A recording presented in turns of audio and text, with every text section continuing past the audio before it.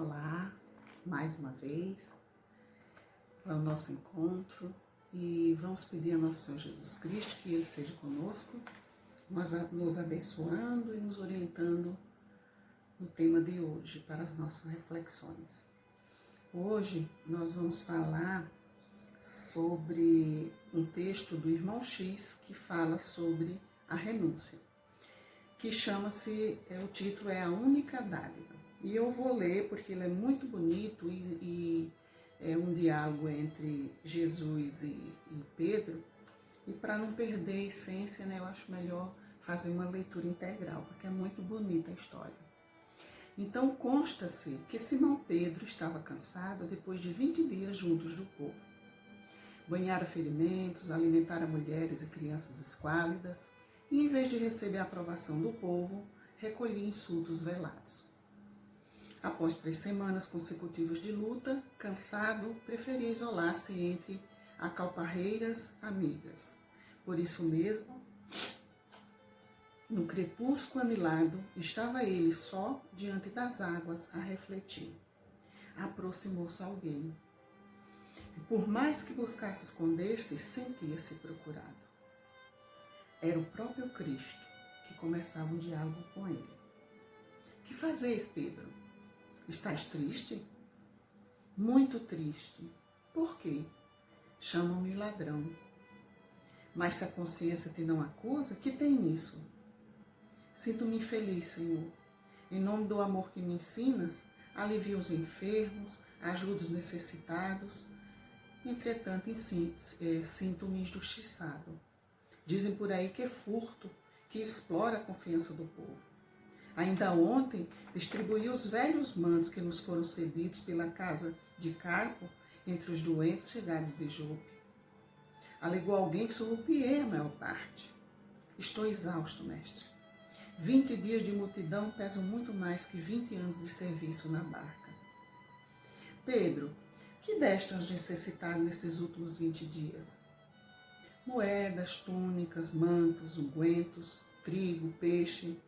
E de onde chegaram essas moedas? Das mãos de Joana, mulher de Cusa. E as túnicas? Da casa de Zobalã, o curtidor. E os mantos?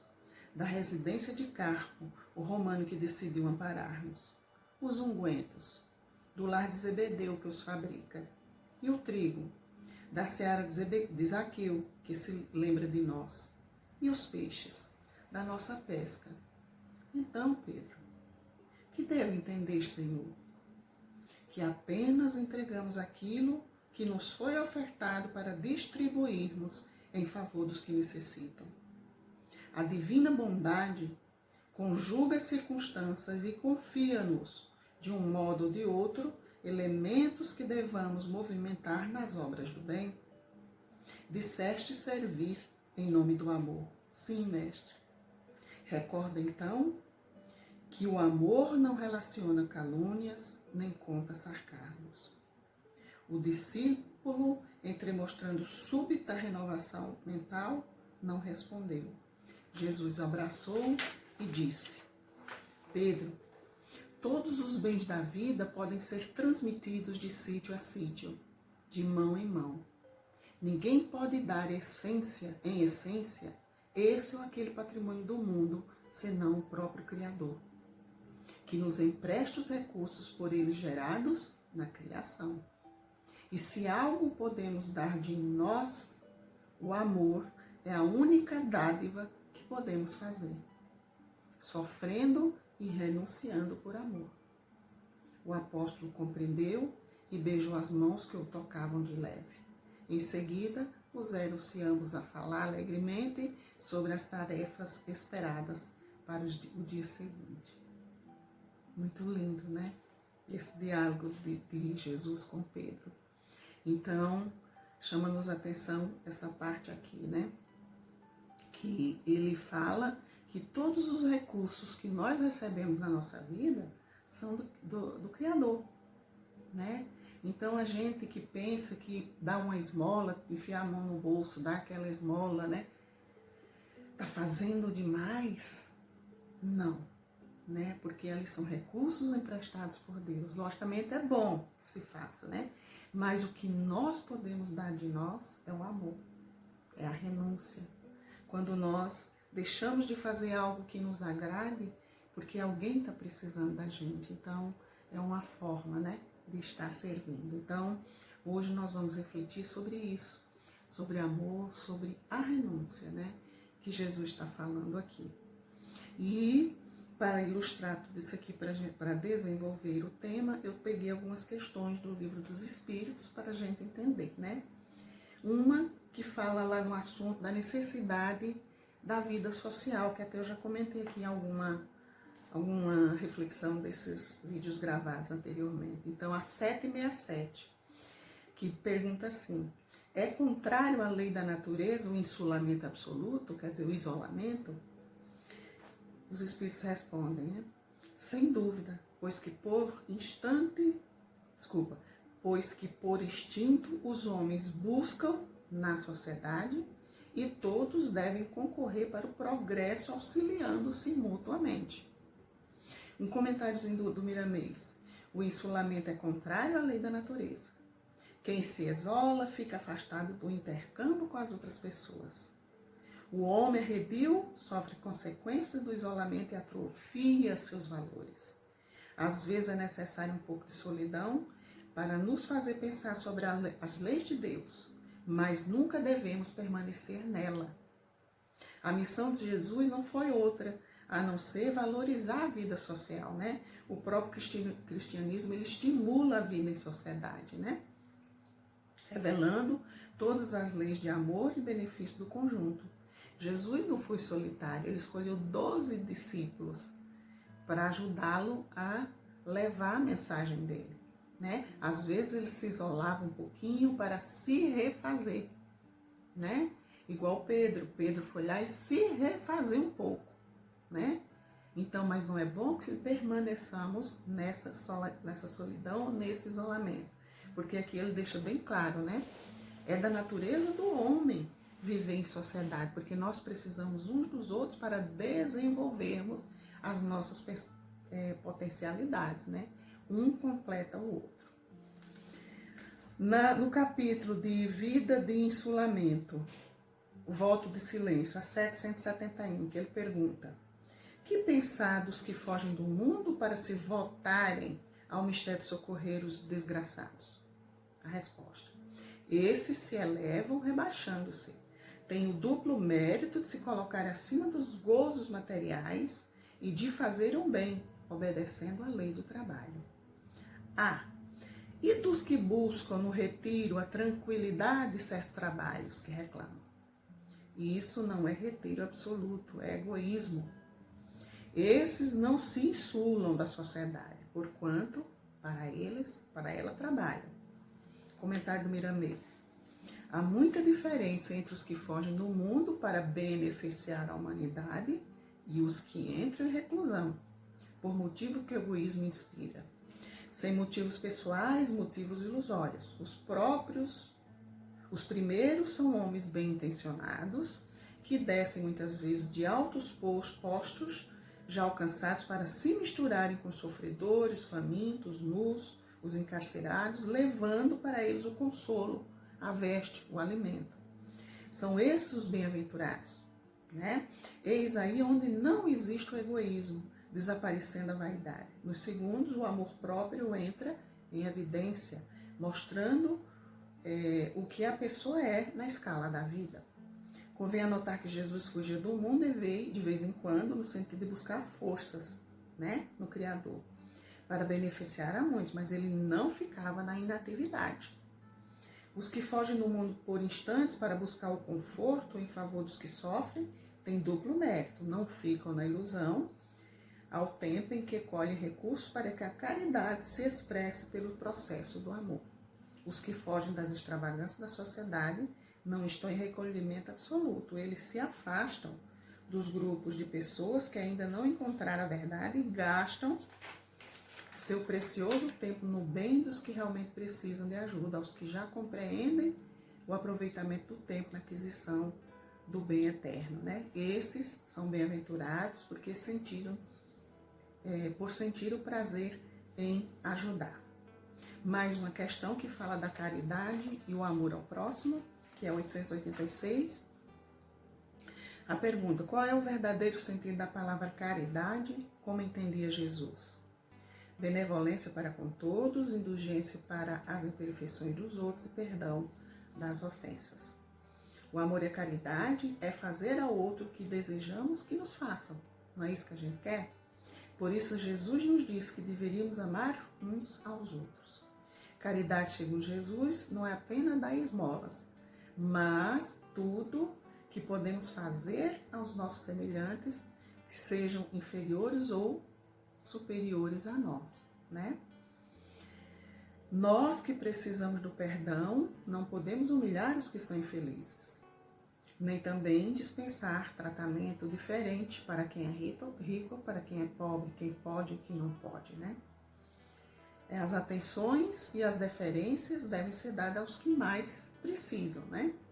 No que deve ser dado para nós os maiores cuidados a quem precisa, para não aumentar os seus infortúnios, a sua dor.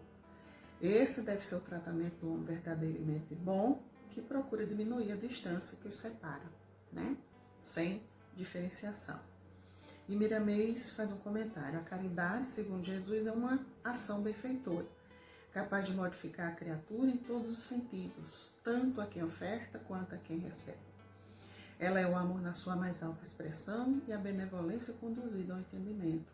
Ela é a indulgência despertando a esperança divina no coração. É o esquecimento das ofensas transmutando toda a violência em paz para os sentimentos.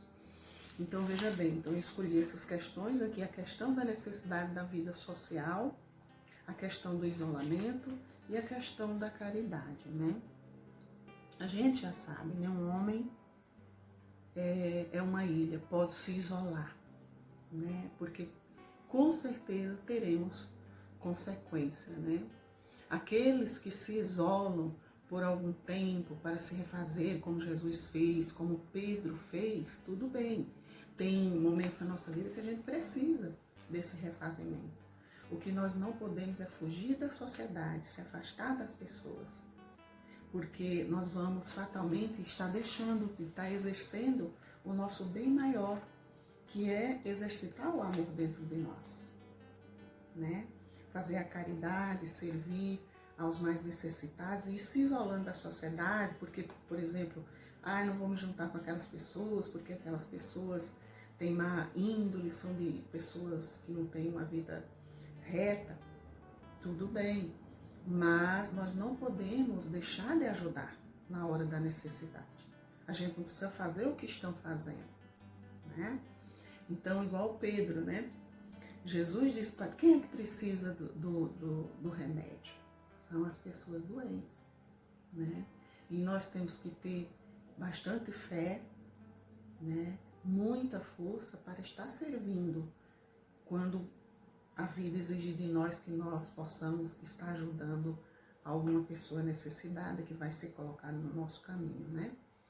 E uma coisa que nos chama a atenção também na história é que a perseguição daquelas pessoas que seguem Jesus, né? Quando nós partimos para a vida de mudança, né? De autoaperfeiçoamento, ninguém vai virar santo de um dia para a noite. Mas a partir do momento que a gente toma a decisão de mudar os nossos sentimentos, mudar as nossas atitudes, né? De repente vai haver muitas críticas, né? Olha, fulano vivia até não sei quando, vivia fazendo isso, aquilo, outro. A gente não pode dar ouvidos. É lógico, se alguém falar, vai magoar, vai querer desincentivar, mas nós não podemos. Porque tem aqui a parte do Evangelho, né? Carrega a sua cruz. Quem quiser salvar a vida, perdê-la. Né?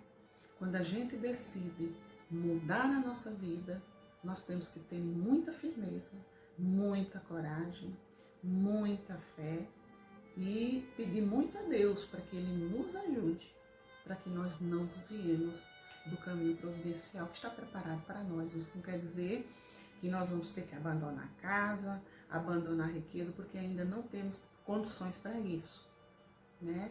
Nossa vida moral ainda, eu digo espiritual, elevação espiritual, ainda não dá para tudo isso, né? Mas aqui tem assim: carregar a sua cruz, quem quiser salvar a vida, perdê-la-á. Aí diz assim no item 17, né, do Evangelho segundo o Espiritismo: benditosos sereis quando os homens vos odiarem e separarem, quando vos tratarem injuriosamente, quando repelirem como mal o vosso nome, por causa do Filho do Homem. Rejubilai nesse dia e ficai em transportes de alegria, porque grande recompensa vos está reservada no céu, visto que era assim que os pais deles tratavam os profetas. Então, o que isso quer dizer? Que a gente, quando está com Jesus no coração, quando a gente tem essa decisão, né, que a gente fique alegre. Mesmo que a gente seja criticado, mesmo que muitos empecilhos venham surgir na nossa vida, tentando nos colocar para baixo, que a gente fique firme, né? Então ele diz: alegrai-vos de Jesus, quando os homens vos odiarem e perseguirem, por causa de mim, por causa do meu nome, né? Assim tereis a vossa recompensa no céu. Se nós temos a consciência de que estamos buscando um caminho melhor, de que estamos buscando frutificar, se autoaperfeiçoar, né? A nossa recompensa estará lá no céu, uma vida espiritual mais ditosa, né? Isso quer dizer que devemos nos considerar felizes, porque através dos que nos perseguem por causa do nome de Jesus, nós podemos provar a nossa fé, né? Ao que seguimos Jesus, demonstra claramente que algo está mudando dentro de nós.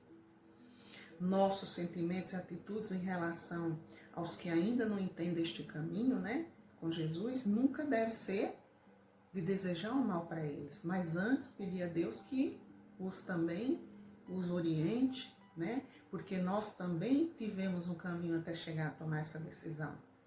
Né? Se os nossos olhos estavam turvos, agora estamos vislumbrando uma luz no nosso caminho, né, de ascensão. Para os outros também nós devemos desejar, né? Então, pedir misericórdia a Deus para que saiam dessa cegueira que se encontram, porque nós também cegos já fomos, né? E agora buscamos a luz do entendimento das coisas de Jesus, né? Nós não somos Pedro ainda, né? Mas a gente, quando toma essa decisão, todo ser humano, sempre vai haver dificuldades, sempre vai haver obstáculos a ser ultrapassados, né? Sempre buscando desviar a gente desse caminho providencial, né? Isso tanto do lado material como do lado espiritual. Forças contrárias, se a gente não tiver muita fé, muita devoção, a gente acaba não cumprindo aquilo que está previsto, né, para a nossa vida espiritual. O item 18 diz: chamando para perto de si o povo e os discípulos, disse-lhes: se alguém quiser vir nas minhas pegadas, renuncie a si mesmo, tome a sua cruz e siga-me. Porquanto aquele que se quiser salvar a si mesmo, perder-se-á, e aquele que se perder por amor de mim e do Evangelho, se salvará. Com efeito, de que serviria a um homem ganhar o mundo todo e perder a si mesmo, né? Então, quando Jesus diz: toma a sua cruz e segue-me, ele diz que nós devemos suportar com coragem e fé as adversidades da vida, porque vai surgir dificuldades, né? Na vida de todo mundo. Quem está no planeta Terra reencarnado, estamos aqui para isso, para aprender através do outro, né? Por isso que chamei a atenção aqui da questão do isolamento, do isolamento. A tendência nossa é querer nos afastar, é querer nos isolar, né, no nosso canto. É muito mais cômodo para a gente, né? Não incomodar com o problema dos outros, tentar resolver os nossos. Não. com certeza teremos uma consequência disso, porque não vamos estar partilhando um com o outro, não vamos estar ajudando um ao outro, dividindo, compartilhando, né? Então, Jesus diz, toma a sua cruz e segue-me, que devemos suportar com fé as tribulações, as adversidades da vida, né? Por amor do seu nome, nos apontando um caminho para uma vida espiritual, nos convidando. Isso claramente em toda a sua obra. Ele diz a vida futura, para que a gente preste atenção a essa vida futura.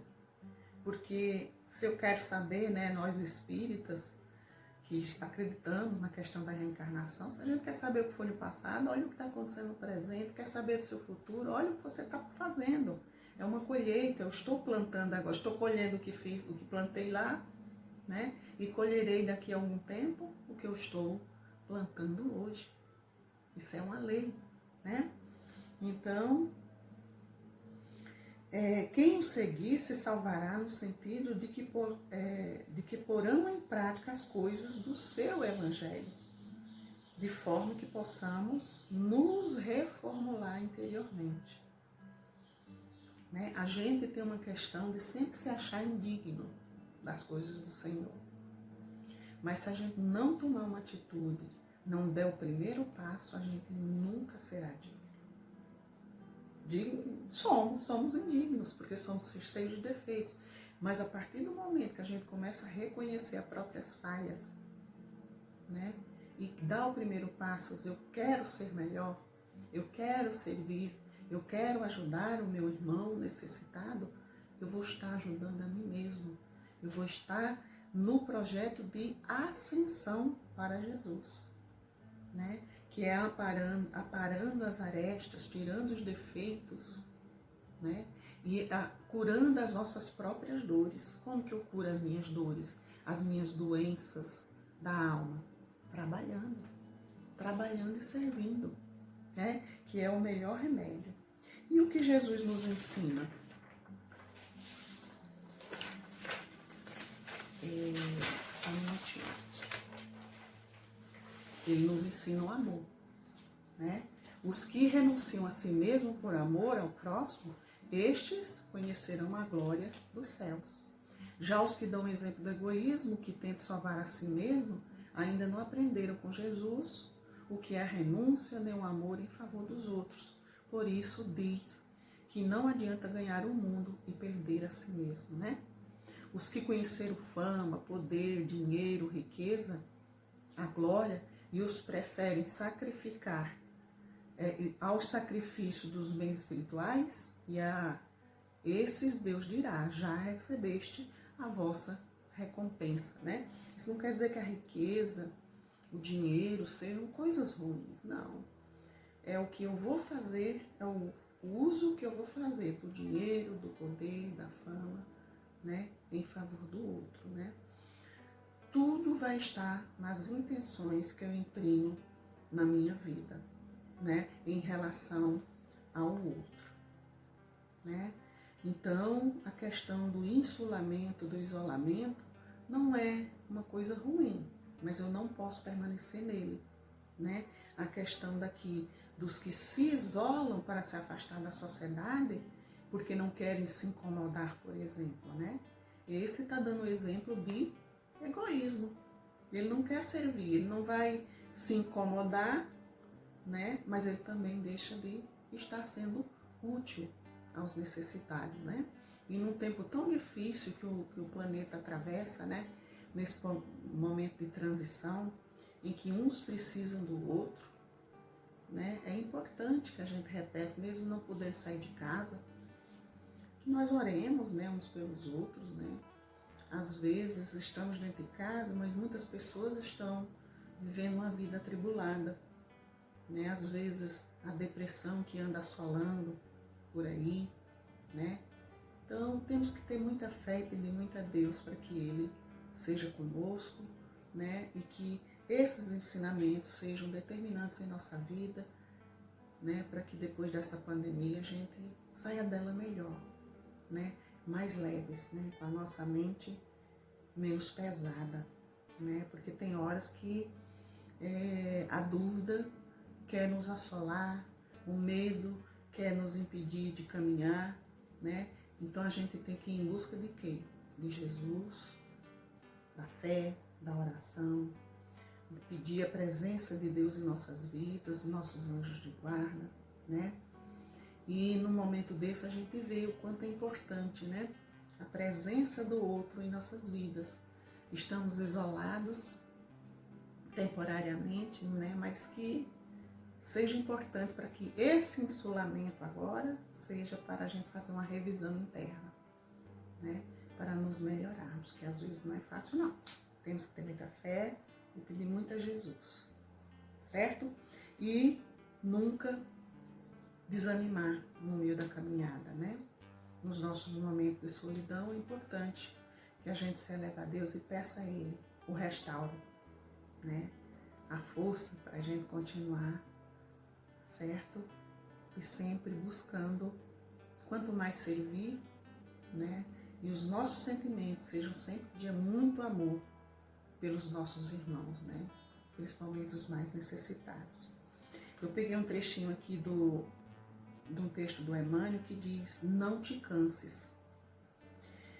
Não nos desanimemos de fazer o bem, pois a seu tempo ceifaremos e não desfaleceremos. Paulo, de Gálatas. Peguei um trechinho só. Não te canses de fazer o bem. Quem hoje te não compreende a boa vontade, amanhã te louvará o devotamento e esforço. Jamais te desespere e auxilia sempre. A perseverança é a base da vitória. Não ouvides que ceifarás mais tarde em tua lavoura de amor e luz.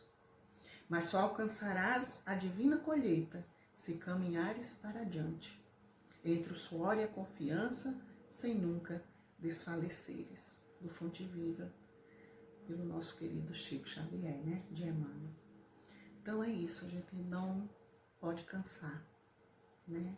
Tem horas que a gente se quebra, aí é a hora do momento da gente dobrar os joelhos e se elevar a Deus, né? Porque todos nós somos falhos, todos nós muitas vezes somos fracos, mas nós temos Jesus para nos fortalecer, né?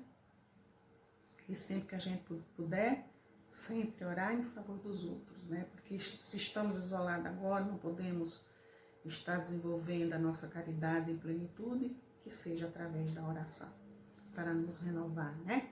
Curamos nossas dores servindo, certo? E para terminar, eu peguei um trechinho aqui da nossa querida Maria Dolores, que chama Diante do Mundo, por Francisco Xavier, né? Ante os pesares do mundo, observa a alma querida, a dor que ilumina a vida sobre as provas tais quais são. A terra é uma grande escola de que temos usufruto, lembrando enorme instituto de trabalho e elevação. Nascemos e renascemos, atendendo às leis concisas, conforme as lições precisas que temos nós para dar. No serviço que nos cabe, naqueles com quem vivemos, já jazem os pontos supremos de nosso próprio lugar. Nas tarefas em que estejas, cumpra o dever a que te assiste. Se a vida parece triste, não te queixes de ninguém. Cada pessoa na terra, intimamente é chamada a servir de estrada a estrada para a vitória do bem. O homem robusto e moço, que administra a riqueza, traz por vezes, rude e acesa, a fogueira da aflição. A mulher que exibe ao colo a cruz em joia e luzes, às vezes tem muitas cruzes por dentro do coração. Nunca censures. Trabalha, crê, auxilia e não temas. Cada qual guarda problemas em forma de sombra e de dor. Quem mais serve e mais perdoa é aquele que se renova, vencendo de prova em prova na grande escola do amor. Então, nunca é demais a gente servir, né? Sempre que alguém bater na nossa porta, alguém mandar uma mensagem, alguém der um telefonema, precisando de ajuda, sempre tenha boas palavras, né? Sempre tenha no coração o motivo de estar ali, na presença de Jesus servindo, né? Porque muitas vezes nós também precisamos desse auxílio. Nós precisamos de uma palavra amiga, né? Então, que nós sejamos esse instrumento, né? Buscar o isolamento total, né? Fugindo da sociedade, esse não é um remédio. De vez em quando é bom para se refazer, e não é em Jesus. Mas nunca se afastar do nosso próximo por egoísmo, ou por não querer se incomodar, ou por preguiça, certo? Então, a única dádiva que temos de nós é o amor, né? E se em algum momento eu precisar renunciar a alguma coisa que eu queira para mim, em favor do próximo, isso é o que mais agrada a Deus, né? É estar servindo. E uma coisa que Paulo disse, que eu não esqueci no seu livro, Paulo Estevam, quando ele disse que Jesus saiu dessa vida, né, sangrando em feridas, né? Então não cabe a nós querer segui-lo sem cicatriz nenhuma, certo? Então as adversidades da vida, as dores que às vezes nós passamos, é para que nós cresçamos, sejamos fortes, né? No caminho, carregando a nossa cruz e Cristo nos ajudando. Então, muito obrigada a todos, que Deus abençoe. Visita cada um de vocês, a todas as famílias, abençoando, levando paz, amor e harmonia para todos vocês. Então, cada um segura a sua cruz, porque Cristo Jesus está conosco, na nossa frente, abrindo os caminhos. Que Deus abençoe a cada um. Um beijo.